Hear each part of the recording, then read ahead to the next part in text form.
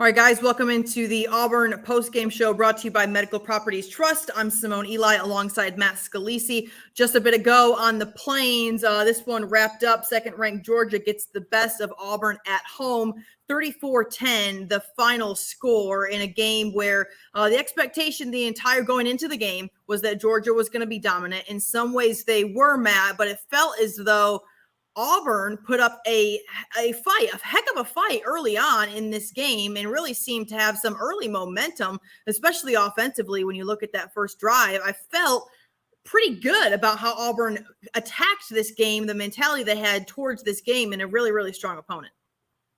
I agree. I think they came out really with some great energy. I think the crowd was feeling it. I think that Georgia got a little bit rattled early in this game. And that's going to happen. You start the game with a great long drive that honestly should have ended in a touchdown, and then you come out and force a 3-and-out on defense. Can't really ask for too much of a better start to the game, and I think it kept everybody involved emotionally, from the fans to the players, in Auburn really having a real chance to win this game and beat the number 2 team in the country. And I think it carried over mostly throughout this game until pretty late in the game.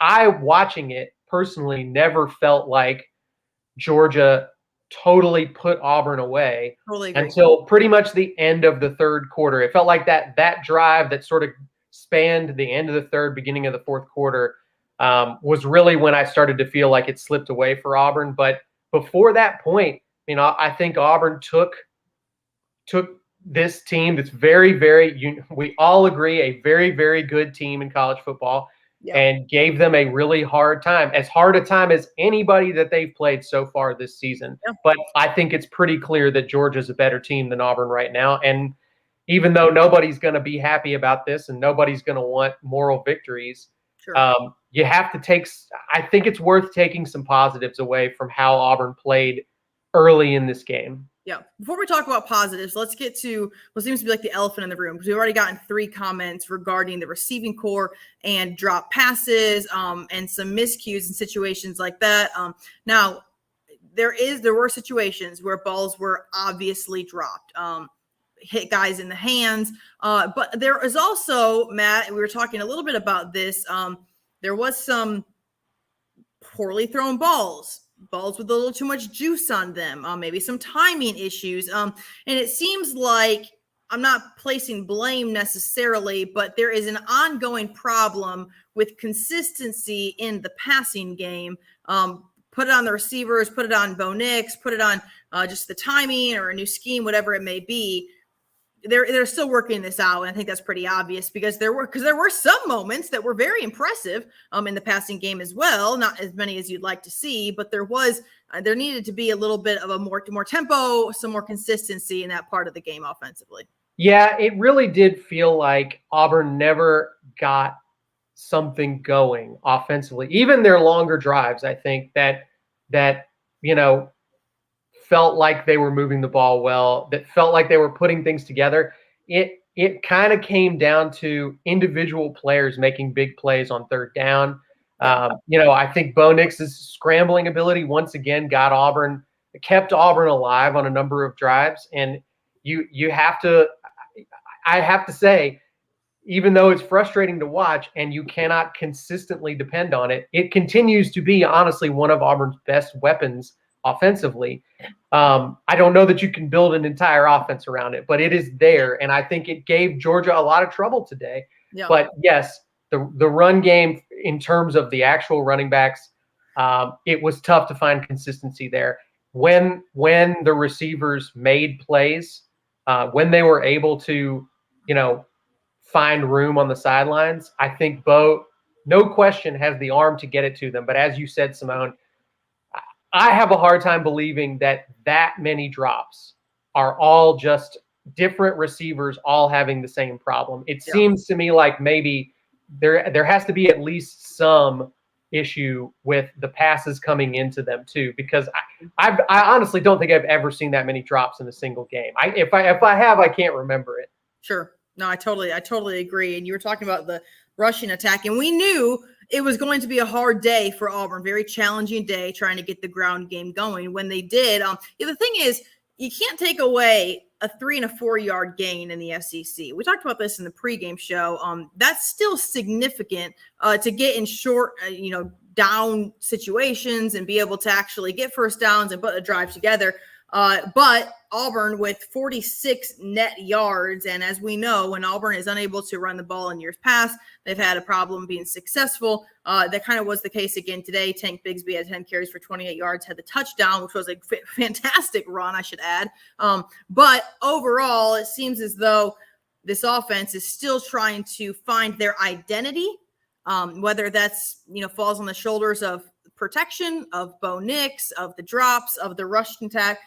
Regardless, but don't take away from the fact that Georgia is the number 1 ranked defense in the country, who allows less than 5 points per game. And at times it felt as though Auburn did give them the best fight that they have seen to this point.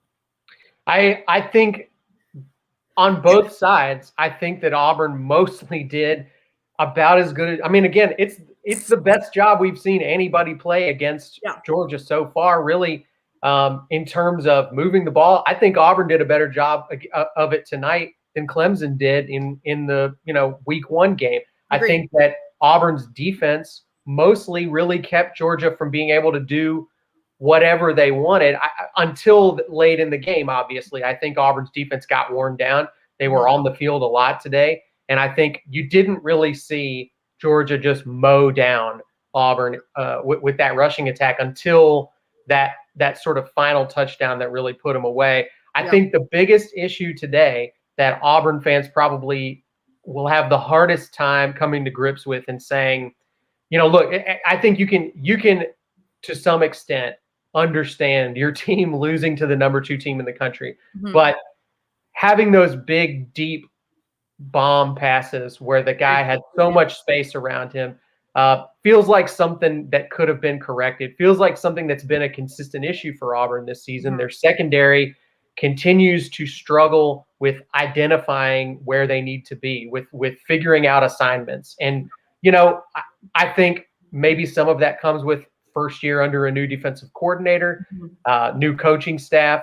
But this is a relatively experienced group of guys in the secondary. They did obviously lose Smoke Monday early in this game, and I'm sure that didn't help. Sure. But there were still experienced guys out there that we saw blowing assignments in the secondary, and that's something that I think is harder to watch if you're an Auburn fan, because it doesn't feel like you just straight up got beat by more talented guys. It feels like you just didn't have the work done during the week. It just feels like you didn't understand your job quite well enough yet. Yeah, it felt as though there were just breakdowns in moments that caused Auburn to lose any sort of control or contention in this game. And I think I want to bring up in the third quarter with 6 to go, when Georgia just hit that 60-yard bomb. I think that's the one that you were just referencing, Matt.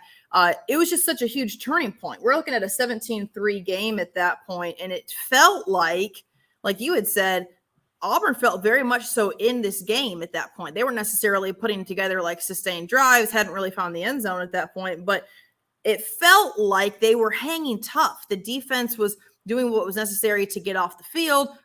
Offensively, they were making some plays, but then that just completely takes the wind out of you. It's just a completely, it's such a momentum shifter in that moment. It's hard to come back from that. Well, and I think too, the other side of that is, you can stomach it a little bit more if you feel like your offense can score that quickly. If you feel like you have a shot to go out there on any given drive and score on a big explosive play, you can kind of deal with it a little bit. You can play with a little more urgency and say, all right, let's go match them. Let's go blow for blow with these guys. And this Auburn offense just isn't really capable of doing that right now. Even when things are going well, they kind of have to be patient. They have to take what's there. They're probably having to work pretty deep into the series for every single series of downs. This just isn't a team that is marching down the field with 10+ yard plays with any kind of consistency, because they don't know what their identity is yet, as you said. So I think that's part of what hurts so bad when your opponent is capable of scoring so quickly on big plays like that is Auburn can't do that right now. They don't seem to have that club in their bag. And I think they're going to have a hard time competing with some of the more explosive offenses in the league this year until they can figure some of that out. And unfortunately, there are quite a few high-powered offenses left on Auburn's schedule this year. Yeah, offenses that are really way better than Georgia. I like the comment here from Steven Anderson. Says it kind of made Stetson Bennett look like a Heisman finalist. I mean, the guy was 14-21 for 231 and 2 scores. And then another 41 on the ground. I didn't even notice that till just now. But I mean, yeah, and I mean a lot of that came. There was one particularly big scramble, but I will say he made some plays with his feet today, and that surprised me. I just didn't expect that from Stetson Bennett. But the point I'm trying to make, I guess, is like this might be the best defense they see, but Alabama's offense will run circles around this Georgia offense. And so there are other teams in the SEC as well. I mean, we saw today Ole Miss and Arkansas got into a high scoring shootout, and I realized neither of them have defenses as good as what Auburn's got probably, but they're still teams that can score and score quickly. And their whole game plan is built around, putting up 30, 40 points.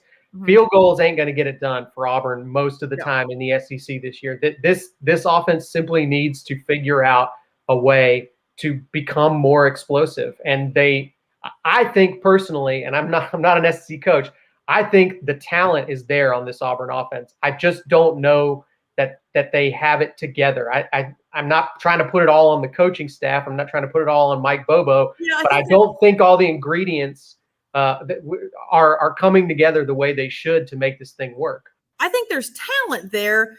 I think that talent hasn't been developed. I think guys are athletes. Sure. I think guys can make plays, especially in the run game. We've seen that plenty of times, but these guys aren't playing to their potential. They're not dealt, whatever it may be. Scott Harsin, I'm so glad you just brought up that comment right there from Scott Harrison Odom there.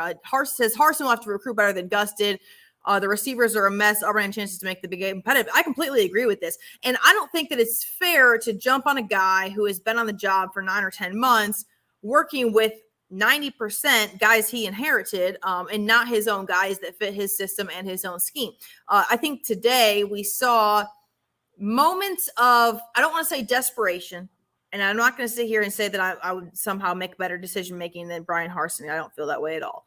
I felt as though there were some gutsy 4th down situations. I know there were some. You felt like you had to go for it. But, I mean, you're in a no-lose situation. The expectation is you're not going to win. I mean, do what you can to try to extend the drive, I guess. I didn't hate any of the 4th down calls. I didn't think they felt too risky or stupid. I don't think it blew the game for Auburn. Gutsy.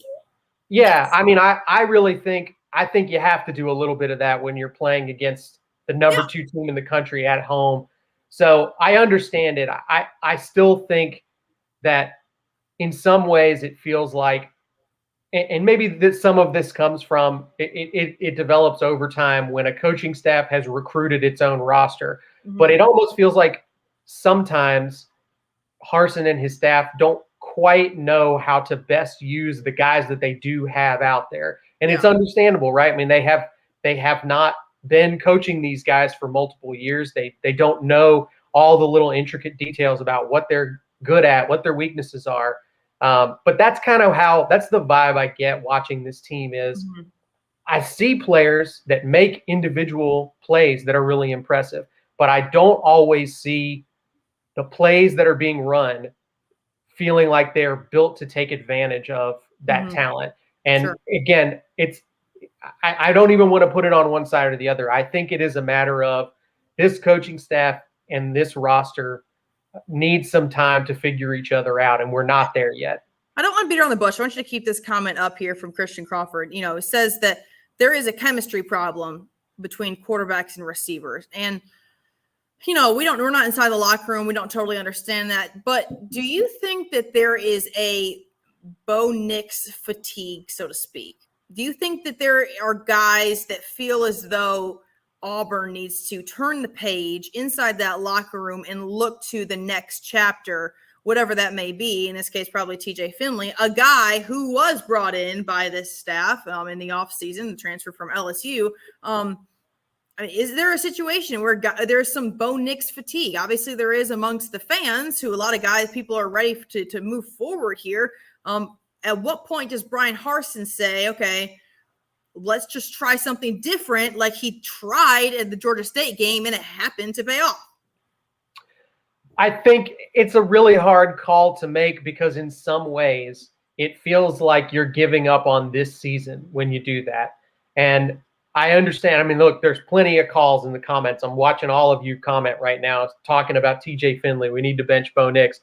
Totally get it. I think it's hard to process all of the information that we have about this team so far and make sense of it, because you go back and in some ways it's almost like we have pieces of information about this team that conflict with each other, right? The Georgia State game is a part of who this team is. So is the LSU game a week ago. Correct. And I don't think that there were no people criticizing Bo after the LSU game, but I think a lot of y'all were in the comments pretty happy about it and feeling like Bo had vindicated himself and had proven that he deserved to keep the job. And I'm not calling you out for it. I understand it. It was an incredible performance. Yeah. But I think at a certain point, the decision that Brian Harsin has to make is not just who gives us a chance to win this year, who gives us a chance, because now we're looking at a 2-loss team that may pick up another loss or another one after that. And so making that quarterback decision for this year becomes kind of the difference between, are we going to the Outback Bowl or are we going to the Peach Bowl, instead of asking the question, which I think at a certain point Brian Harsin's going to ask, what is best for the long-term future of this program? Yes. And I don't know that we're there yet. I think that it's tough to keep the locker room when it feels like everyone's working on a project that won't be completed in 2021. I think that's a tough thing to ask everybody to do. But I think that it's a necessary thing to do, is to look ahead. Like you just said, look at the future. And if you're going to make a change at quarterback at some point, and I'm not trying to hit the panic button or start some sort of controversy in the comments, there already is that among folks who have certain thoughts on Bo Nix or on Finley or what Harsin is deciding. But Brian Harsin needs to be forward thinking. He has got to think long term, not what's going to get me to December and get us to an off season. Right now is valuable time to get reps for guys across the board, not just at quarterback, to improve for next season. So when you go into 2021, we're not sitting here in the post-game show, Matt, saying, oh, well, this is the first time that TJ Finley's gotten valuable snaps. And, oh, well, sure, he's got to get another year under his belt, because guess what? He has another 6 games or whatever, however many years left in this season, where he could be getting valuable snaps, not 30 seconds in the time ticking away against Georgia. I mean, I'm not saying that should have been made today. I'm saying those are the conversations I think Brian Harsin's either having with his staff or looking in the mirror and thinking, okay, what's going to help us a full calendar year from now? Do we want to be the experience is so important in this conference? Do we want to have this experience under the future quarterback's belt? I think that it will probably be something that, again, I totally understand your perspective there, and I see the value in that, but I'm trying to see things from the other side, just for our argument's sake. I'm trying to understand why you wouldn't want to do that, and I think the answer is that there are seniors and upperclassmen on this team that it's tough to look at those guys and say, hey, what we're trying to do is build for something that will happen after you're gone. No, sir. And I think sir, it's not tough. No, sir, it's not tough. No, sir, it's not. Because right now, the time is now. If I'm a coach, never been a coach, married to a coach, my dad was a coach, played a lot of sports, but the time is now. I just completely disagree with you. And I think that you have to look at what you have and say, your time is ticking as a senior, suck it up and play. Buck up and play, get in the SEC and actually play. If not, we are moving on. We don't have time for this. We are building a program, because guess whose butt it is? It's Brian Harsin's butt putting food No on the question. table. You know what I'm saying? No question. He doesn't owe nobody anything. So at some point, those feelings of, okay, the butterflies and the candles and the flowers and everything, feeling good about life, and I owe you this because you're a senior. That goes out the window when you start worrying about your job security. Not saying that it's an issue right now. He's 4 games, 5 games, 6 games into the season, whatever it is. But when you start thinking about how you're going to feed your family, you start making decisions, about what you need to do, and you don't worry about loyalty to guys you didn't even bring in. No, look at it, and I'm not saying I think you owe it to the upperclassmen, but I think that trying to make an effort to win in the short term has some value. I think when you're trying to get guys to buy in on your roster, and I think when you're trying to get the fan base to buy in, if you can do something that gives you an opportunity to win now, a better opportunity to win now, I can understand why that would be an attractive option to you. That's I think where I'm trying to go with this. But you're right. I think at a certain point that no longer becomes a concern, right? They've now lost a couple of games. I think we're in a very gray area in terms of deciding how good of a season 2021 can be for Auburn, or does it need to become a moment that we go ahead and start building for something beyond 2021? I think it's a tough decision. I think it's a tough question, and I don't know exactly what I would do in Brian Harsin's position right now, but I don't get paid nearly as much as him. So congrats to him for getting the salary to figure it out. That is our line. All right, guys, let's take a quick look around the SEC. I don't know what's going on in College Station because I've been sitting here for the last 20 minutes not watching this game. It's 10-7. Texas A&M just scored. Yeah, that's what I'm saying. Like, I don't know what's going on. Like, why is it 10-7 Texas A&M? But that's not what I expected. So we'll be watching that one here shortly. Ole Miss beats Arkansas. Florida romps Vanderbilt, and Kentucky currently leads LSU. So that's kind of the roundup right now from the SEC. But today at Jordan-Hare, Auburn takes its first loss in the SEC, second loss of the season against second-ranked Georgia, one of the top defensive teams in the country, if not the best. So a lot for Brian Harsin and company to look at, to pick apart. Going back to the game film before Auburn moves forward to week 7 of the season, the Tigers will take on Arkansas and then Ole Miss. The road does not get any easier for Auburn, as we know.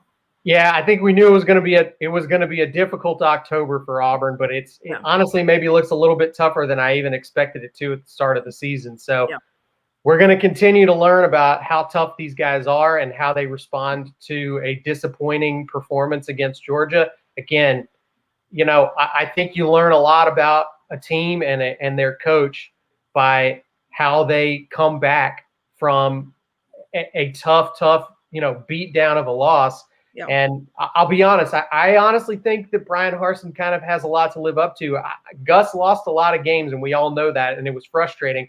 But I always felt like one of the positives of the Malzahn era was they tended to respond pretty well to a loss. They tended to come back out the next week and play with a lot of energy and look like a different team. So we'll see if that remains true under Harsin.